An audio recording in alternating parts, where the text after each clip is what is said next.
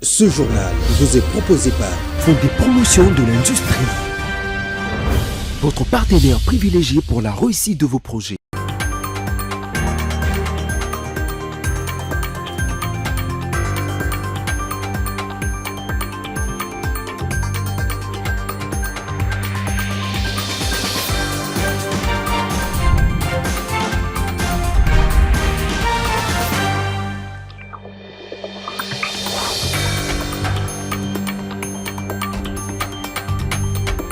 C'est l'heure de la grande édition sur APIC Télévision. Messieurs et dames, bienvenue et bonsoir. Accès aux réseaux sociaux interdits aux mineurs. Sous d'autres dossiers visent certains contenus indécents diffusés sur de plateformes anti-mœurs. Une loi votée à ce sujet en France suscite de réactions vives dans tous les sens à Kinshasa. Et puis, le Fonds de promotion de l'industrie évalue l'état d'avancement des travaux de réhabilitation des infrastructures sociales financé en Mbuji-Mayi. Le directeur général de cet établissement public a reçu à ce sujet le gouverneur du Kasaï oriental, Jean-Paul Kapo. Il est question d'avoir le cœur net. C'est tout pour ces titres. Place au développement. Messieurs et dames, bienvenue. Bref, les ministères de Mines portent à la connaissance de l'opinion nationale et internationale qu'un boulonnement d'une extrême gravité s'est produit encore une fois le 3 mars 2026 sur les sites miniers de Rubaya, territoire de Massis, à province du Nord Kivu. Ces glissements de terrain massifs dus aux pluies diluviennes ont englouti plusieurs galeries situées dans cette zone, actuellement sous occupation de l'FM23, rendant particulièrement complexe toute intervention pour secourir les exploitations minières coincées dans la boue. Le bilan provisoire fait état de plus de 200 compatriotes ayant perdu la vie, environ 70 enfants mineurs parmi les victimes. De nombreux blessés ont été évacués vers les structures sanitaires à Goma. Le gouvernement dénonce avec la plus grande fermeté les conditions d'exploitation précaires imposées aux populations civiles dans ces zones hors de contrôle de l'État. Considéré depuis un moment comme un espace d'échange beaucoup plus destiné aux jeunes, les réseaux sociaux sont de plus en plus interdits dans cette catégorie d'âge dans plusieurs pays, le cas de la France, où une nouvelle loi limite strictement l'accès des mineurs aux plateformes en ligne vient d'être votée, suscitant ainsi débat et interrogations suivant ce reportage de Saint-Tiche Baraka. Bien qu'offrant une variété de possibilités de communication, l'usage des réseaux sociaux par le tout jeune soulève des inquiétudes vu l'exposition aux contenus inappropriés, risque de cyberharcèlement, question de responsabilité dans l'opinion publique. Certains parents congolais estiment que les réseaux sociaux ont une influence négative sur les jeunes. D'où leur soutien à la France qui a voté une loi interdisant l'accès aux contenus sociaux par les mineurs. Les réseaux sociaux, d'une façon générale, détruisent nos enfants de cet âge. Si la France a fait quelque chose dans ce sens-là, je pense qu'eux-mêmes savent ce qu'ils ont constaté. Ce sont eux qui créent ou qui fabriquent ces téléphones-là. Ce sont eux qui sont très développés par rapport à ces problèmes de téléphone. Quand eux remarquent cela au niveau de France, a fortiori nous, les Congolais, les Africains, qui sont en train de subir ce que ces gens sont en train de mettre à notre disposition. Moi, je pense que c'est... D'avis contraire, d'autres parents pensent qu'il vaut mieux encadrer l'utilisation de réseaux sociaux plutôt que de les interdire totalement. Sinon, je ne partage pas vraiment l'avis avec cette interdiction. À 15 ans, tout dépend de la maturité de l'enfant ou de l'apprenance, si je peux dire ainsi. Si l'enfant est déjà capable de distinguer les biens et les mal, l'enfant aura toujours le sens d'orienter ce qu'il apprend dans les réseaux sociaux. Dans le cas de mineurs, en tout cas, je pouvais dire, lorsque un mineur est à ce qu'on appelle la maturité, comme je viens de le dire, question seulement de l'orientation, question d'apprentissage.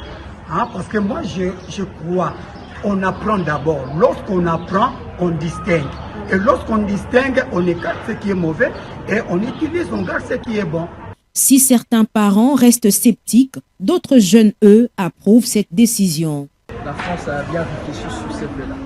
Parce qu'un enfant mineur doit avoir une bonne éducation. Un enfant mineur doit travailler avec son propre intelligence. Comme l'AI facilite trop le jeune. Au lieu que l'homme travaille avec ses propres potentiels, il se donne trop sur l'Internet. Ils invitent les parents à vérifier de temps à autre les téléphones des mineurs pour leur protection. Je dirais que les parents devraient bien vérifier les téléphones de leurs enfants de temps en temps. Vérifier qu'est-ce qu'ils font. Parce que les enfants peuvent avoir leur téléphone, pas seulement pour les études, parce que c'est l'une des raisons que les élèves donnent souvent. Les études, les devoirs. Parce qu'un enfant peut avoir son téléphone, il se concentre sur le devoir, mais aussi a le temps de regarder certaines mauvaises choses. Comme j'ai parlé de contenu, certains mauvais contenus qui l'amènent à faire du mal dans la société ou dans sa propre vie. Certains jeunes appellent à ne pas suivre toutes les tendances. Je dirais à toutes les jeunes, que ce soit garçons ou filles, de ne pas tout copier sur les réseaux sociaux, car tout est bon, mais tout n'est pas utile à faire. Quant aux influenceurs, ils soulignent qu'une bonne éducation dès le départ permet aux jeunes d'acquérir des valeurs solides, les aidant à rejeter les contenus inappropriés sur les réseaux sociaux.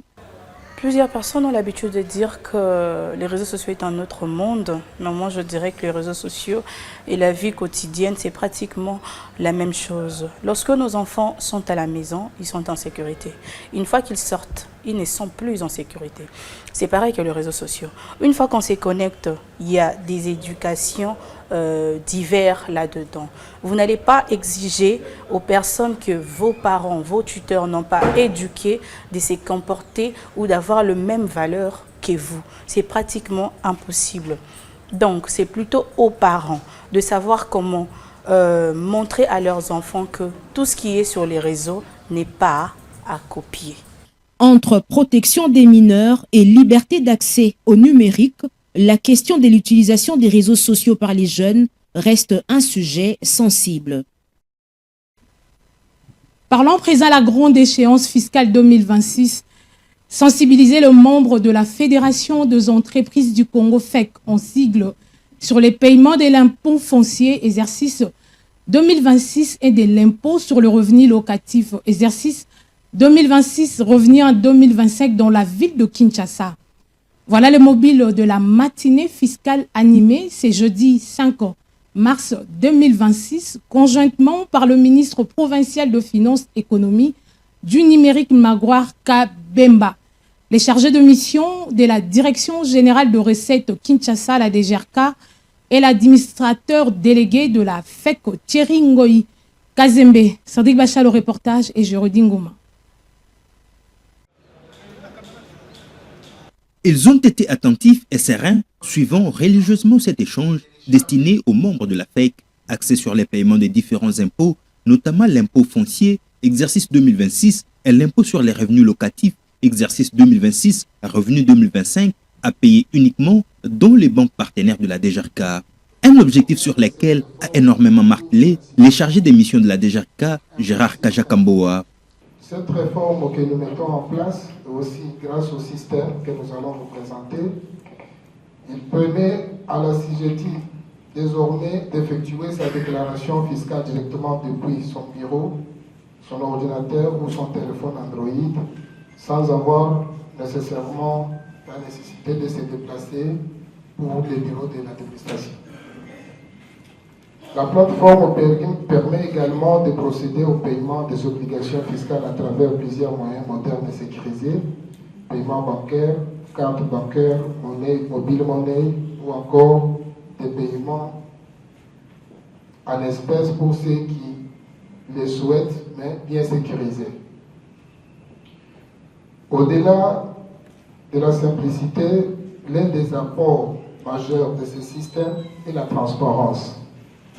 Chaque assujetti peut désormais accéder en temps réel à son compte courant fiscal, consulter l'historique de ses opérations et recevoir des notifications concernant les obligations fiscales. En d'autres termes, le contribuable fait désormais face à une administration fiscale numérique, traçable et transparente. L'occasion faisant le larron, Gérard Kajakamboa a mis un accent d'honneur sur les différentes innovations apportées par sa régie financière en faveur des assujettis quinois. Un des objectifs majeurs de cette réforme est également réduire les contentieux fiscaux. Nous savons tous que les litiges administratifs et judiciaires coûtent cher, ainsi bien pour l'administration qu'aux entreprises. Dans les nombreux des cas, ces contentieux naissent simplement d'une mauvaise interprétation des textes ou des manques d'informations. La digitalisation permet justement d'introduire davantage de clarté, d'uniformité et de traçabilité dans l'application de la réglementation fiscale. Notre ambition est simple, passer d'une relation parfois conflictuelle à une relation de confiance entre l'administration fiscale et les entreprises. De son côté, le ministre provincial des Finances, Économie et du Numérique, Magloire Kabimba, a rappelé l'utilité du paiement des impôts, un levier majeur qui permet à l'exécutif provincial les moyens de sa politique. Cet échange, passé dans une ambiance bon enfant, s'est soldé par un jeu de questions-réponses entre les membres de la FEC, les chargés des missions de la DGRK et les ministres provinciaux de Finances, Économie et du Numérique. Direction l'Université catholique du Congo, dont la faculté de l'économie et des développements réfléchit sur la politique de sensibilisation en sens qu'elle devra déboucher sur la croissance inclusive et le développement durable en Afrique. La Direction générale des impôts prend part à ses premiers colloques internationaux de l'ICC qui se tient depuis le 3 mars et ira jusqu'au 5 du même mois. Ces rendez-vous scientifiques majeurs visent à articuler la stabilité économique avec une grande croissance inclusive. Reportage de Sarah Mangonde et Glody Maemba. Ces premiers colloques internationaux de la faculté d'économie et de développement de l'UCC, axés sur le thème politique de stabilisation, croissance inclusive et développement durable en Afrique, réunit plusieurs participants venus de différents pays. Dans son exposé consacré à la fiscalité comme levier de croissance inclusive, le chef de division des études à la Direction générale des impôts, Gérard Moupalala, a défini le concept de croissance inclusive et mis en lumière les rôles stratégiques de la fiscalité. La croissance inclusive est une croissance économique qui réduit les inégalités et élargit l'accès aux opportunités. Elle ne se limite pas au PIB, produit intérieur brut, elle s'intéresse à la répartition des bénéfices.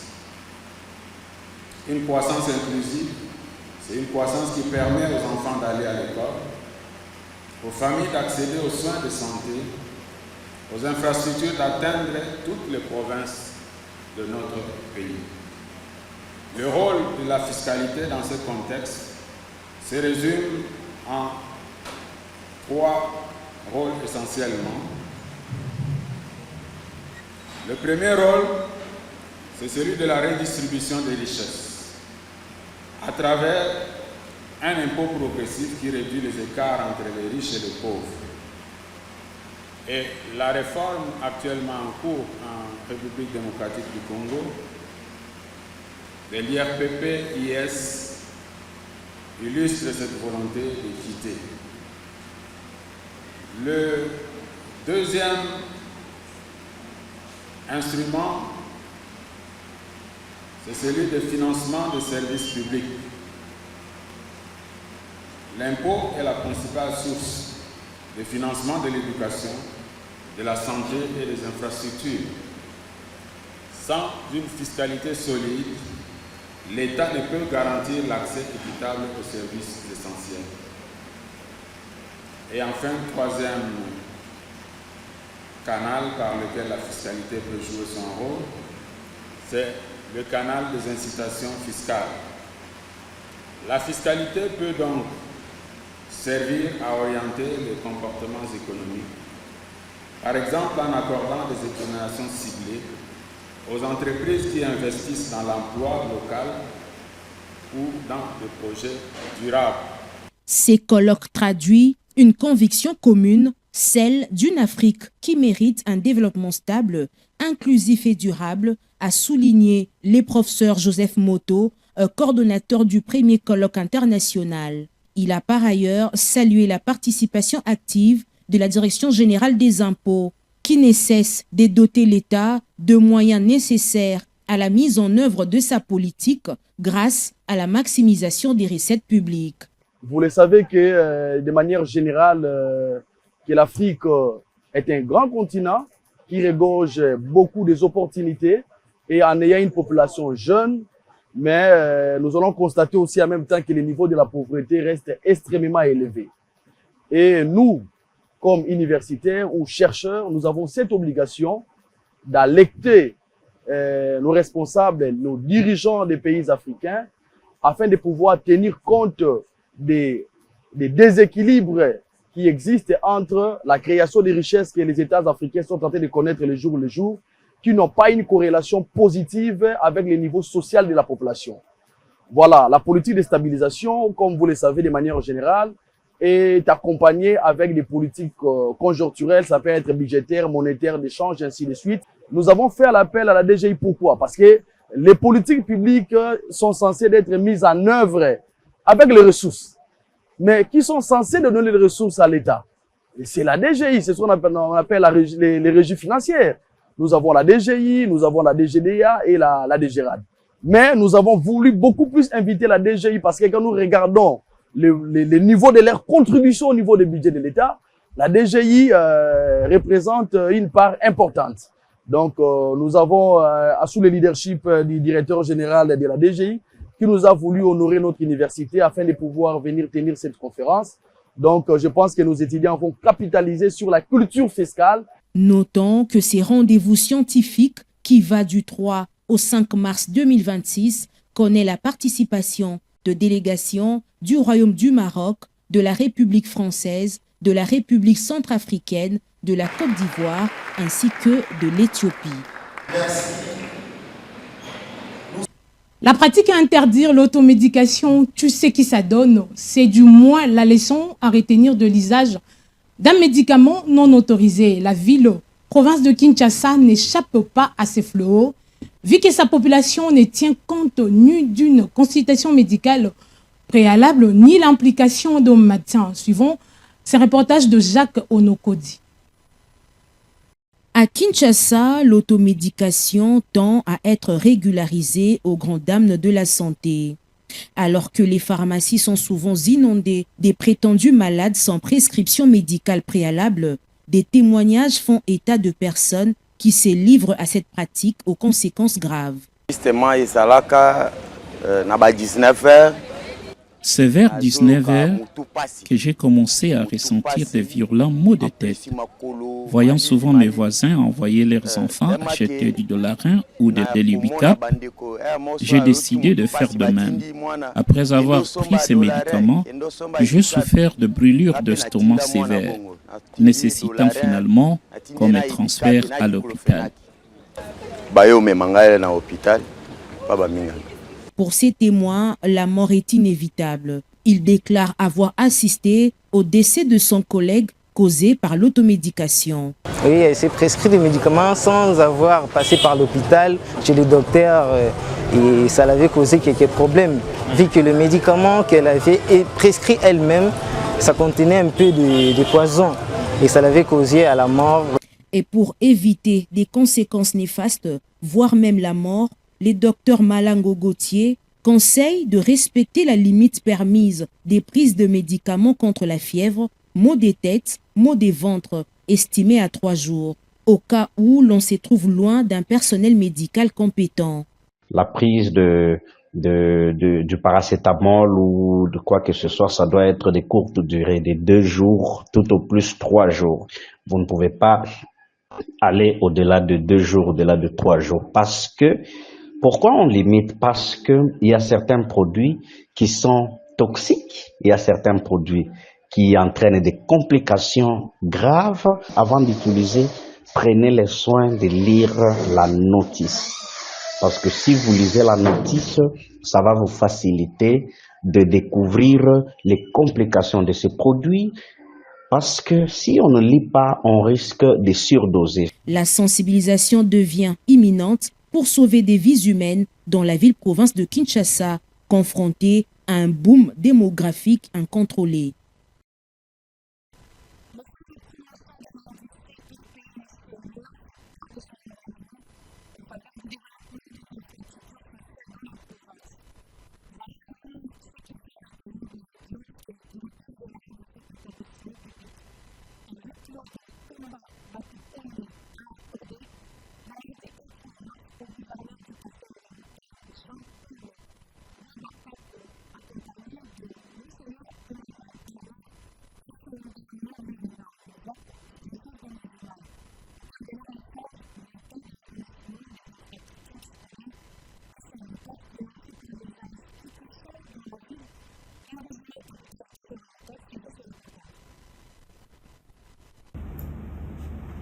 Monsieur le gouverneur, comment ça va?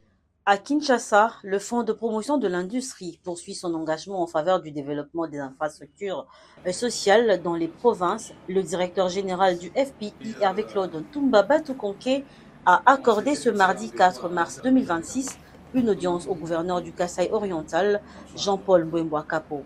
Ce dernier était accompagné de Monseigneur Emmanuel Bernard Kassanda Moulenga, évêque du diocèse de Mbuji-Mayi.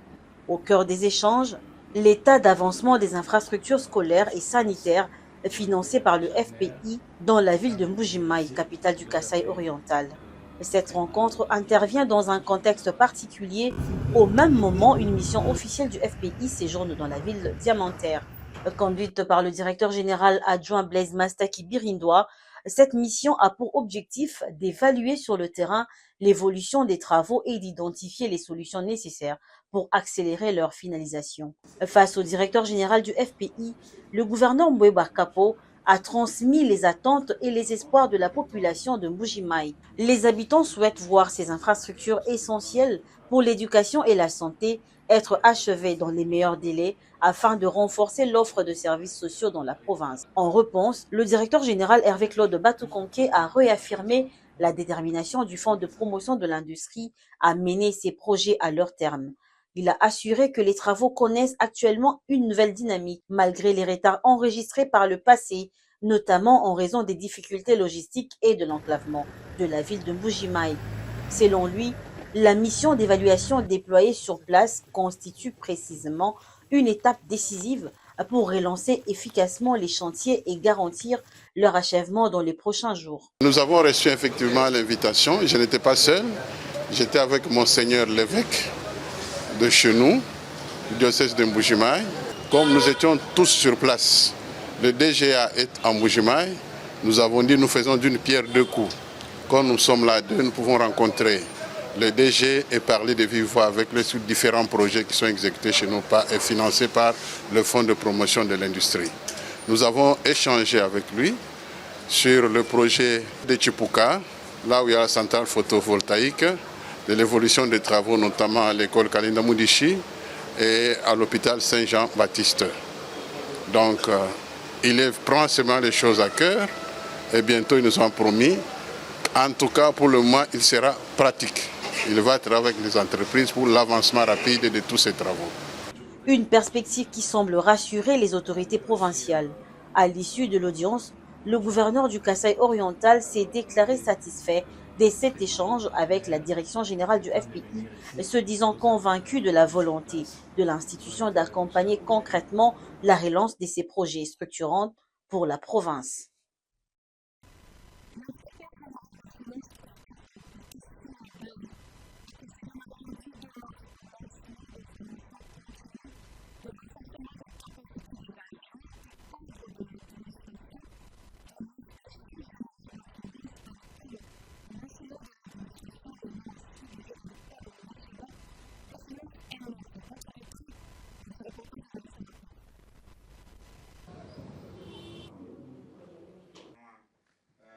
Je déclare lancer cette session de formation continue des agents et cadres de l'administration de l'inspection générale des finances. L'inspection générale de finances s'élance dans un vaste programme de formation de ses agents et cadres. Ce lundi, le chef de service de l'inspection générale de finances a procédé au lancement simultané de deux sessions de renforcement de capacité à l'École nationale de l'administration ENA et à l'École nationale des finances ENEF. Plus de 500 agents et cadres de l'IGF sont concernés par ces programmes qui visent à préparer l'administration de l'inspection générale de finances à une mutation numérique et la maîtrise de l'éthique d'un agent public de l'État.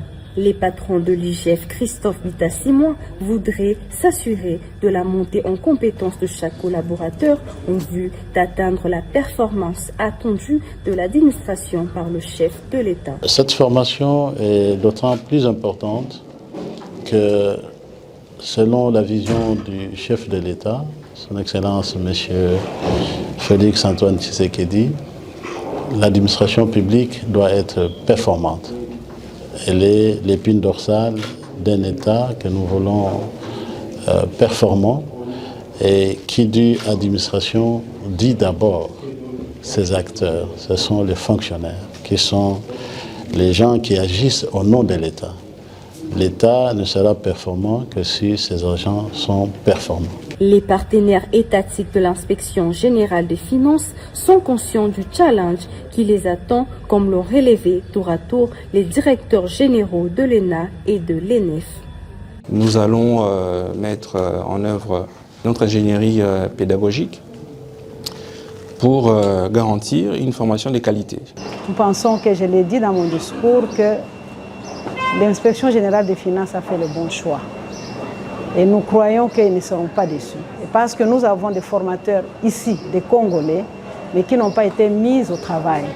Ils sont au travail dorénavant à l'école et l'inspection générale des finances va profiter de cette compétence-là. Il convient de noter que ce programme des formations s'étend sur toute l'année, mais pour cette première série, les formations se clôtureront au mois de mai.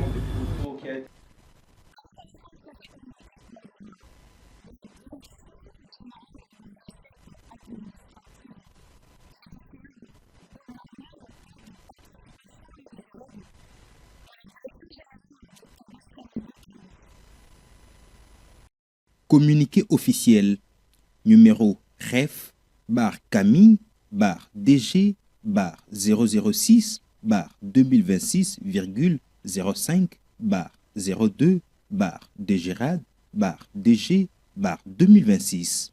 La Direction générale des recettes administratives, judiciaires, domaniales et des participations DGRAD, en sigle, et la Direction générale du cadastre minier CAMI, en sigle, informe les titulaires de droits miniers et ou des carrières que des notes de débit et des perceptions relatives aux droits superficiaires annuels par carré pour l'exercice 2026 sont disponibles au guichet du CAMI situé 2 points à Kinshasa, au croisement des avenues Mpolo Maurice et Kasavubu dans la commune de la Gombe. À Lubumbashi, avenue Lumumba, numéro 2575, commune de Kampemba. À Kisangani, boulevard du 30 juin, rond-point Canon, commune de Makiso. À Kindu, avenue du 4 janvier, numéro 344, commune de Kasuku. Par conséquent, tous les titulaires ou leurs mandataires munis d'une procuration sont invités à les retirer en vue de procéder au paiement au plus tard le 31 mars 2026, conformément aux dispositions légales et réglementaires. Passé ces délais, les CAMI se réservent le droit d'enclencher la procédure des déchéances du droit minier et ou des carrières non payées, et ce, sans préjudice de l'application par la DGRAD des pénalités prévues par la loi. Par ailleurs, nous rappelons que, conformément à l'article 196 du Code minier, le maintien de la validité des droits miniers et ou des carrières est notamment subordonné au paiement de 100% de droits superficiaires annuels. Fait à Kinshasa le 5 février 2026 pour les CAMI, pour le directeur général en mission Jacques Mouyumbandoboula, directeur général adjoint, pour la DGRAD Étienne Ochudi-Lutula, directeur général.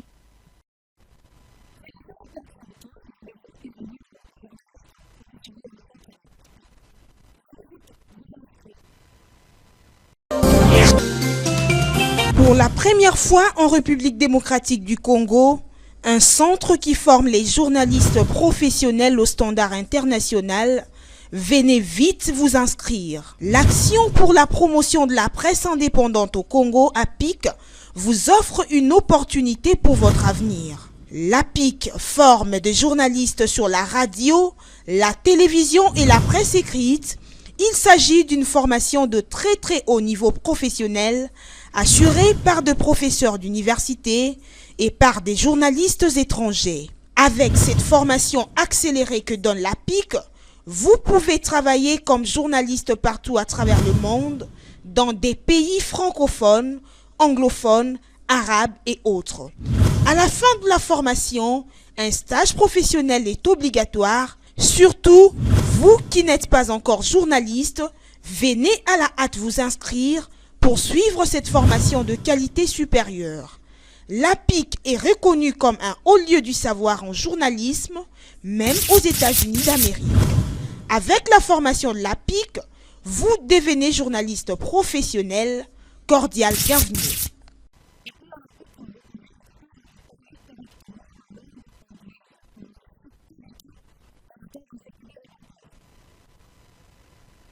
Voulez-vous parler anglais comme si vous étiez aux États-Unis d'Amérique ou en Angleterre? Voici cette grande occasion qui vous est offerte à travers le centre d'anglais APIC avec des méthodes modernes. Le centre d'anglais APIC utilise tous les outils modernes pour un anglais parfait. L'anglais, c'est la langue la plus manipulée à travers le monde. N'hésitez pas un seul instant car dans le centre d'anglais APIC, il y a un grand club à travers lequel vous aurez l'opportunité de parler anglais tout le jour. L'anglais de Washington et de Londres devient une réalité en République démocratique du Congo grâce au centre d'anglais APIC. Hâtez-vous car les places sont vraiment limitées. Venez vite vous inscrire pour bien parler anglais. Au centre d'anglais APIC, vous avez des professeurs qui viennent des États-Unis d'Amérique et de l'Angleterre. Parler anglais, c'est garantir votre vie et celle de vos enfants. N'ayez pas peur car le centre d'anglais APIC assure une formation de très haut niveau. Refuser d'apprendre l'anglais, c'est refuser même de vivre. My last name is Stone. Okay. Si vous ne parlez pas anglais dans le monde actuel, vous êtes presque analphabète, s'il vous plaît. Venez vite vous inscrire dans le centre anglais APIC. Vous allez parler anglais dans quelques mois seulement. What are you going to do tomorrow? I'm going to go play volleyball at the beach.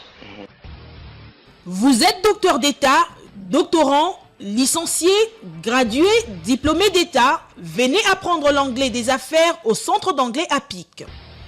L'anglais, c'est votre passeport pour les voyages à travers le monde. Ne pas parler anglais aujourd'hui, c'est devenir sourd-muet, surtout lorsqu'on voyage. Venez vite vous inscrire pour parler anglais. Ne pas s'inscrire au centre d'anglais APIC, c'est creuser sa propre tombe. Ne pas parler anglais aujourd'hui, c'est vivre son souffle de vie, un peu comme une voiture sans carburant. Venez vous inscrire au centre d'anglais APIC. N'ayez pas honte d'apprendre l'anglais, quel que soit votre âge. Ne pas parler anglais dans le monde actuel, c'est comme si vous n'existez même pas. Venez vous inscrire au centre d'anglais APIC et vous ne serez plus complexé devant ceux qui parlent anglais. Vous serez l'homme le plus heureux du monde en parlant anglais. Ne pas parler anglais, c'est vivre en enfer. Si vous voulez vous exprimer correctement en anglais, rejoignez-nous dans le centre d'anglais APIC right here and right now. Pour plus de détails, contactez-nous au numéro suivant.